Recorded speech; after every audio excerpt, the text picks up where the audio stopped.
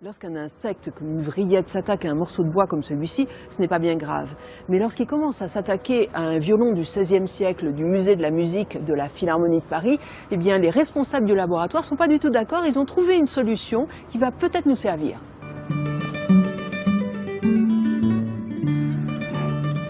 On est dans les premiers instruments, mais malheureusement pour ce clavecin anonyme lyonnais, quelques insectes sont passés avant qu'ils n'appartiennent au musée en fait.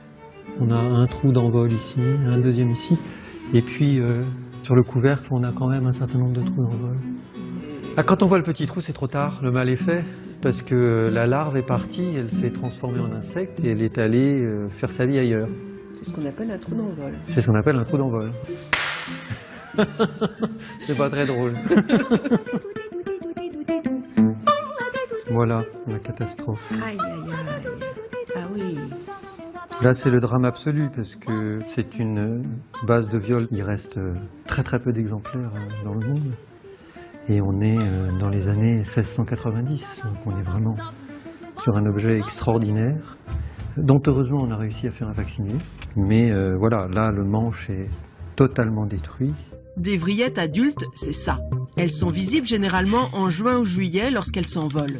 Ici, on guette, on collectionne ces croqueurs de patrimoine musical. On fait des radiographies, ce qui permet de voir l'intérieur de l'objet. On voyait des trous d'envol, mais en fait là dans le manche, vous voyez des galeries. La moitié du bois a disparu, même si on ne le voit pas. On ne sait pas s'il y a encore du monde dedans.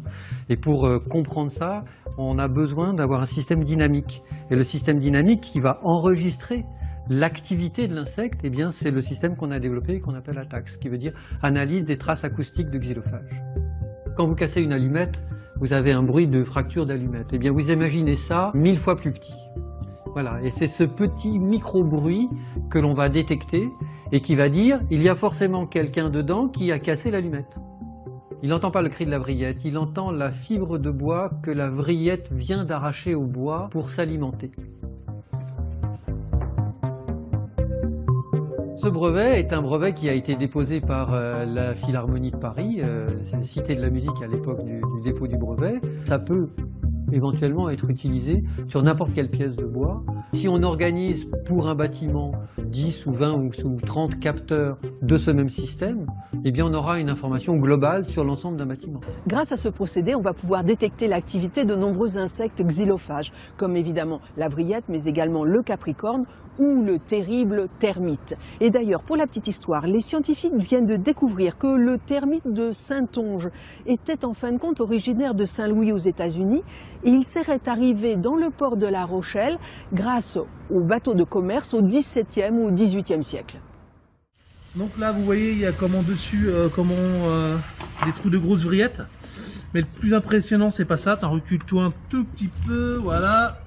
Et voilà. Et là, en fait, vous pouvez venir voir. Vas-y, fais un gros plan.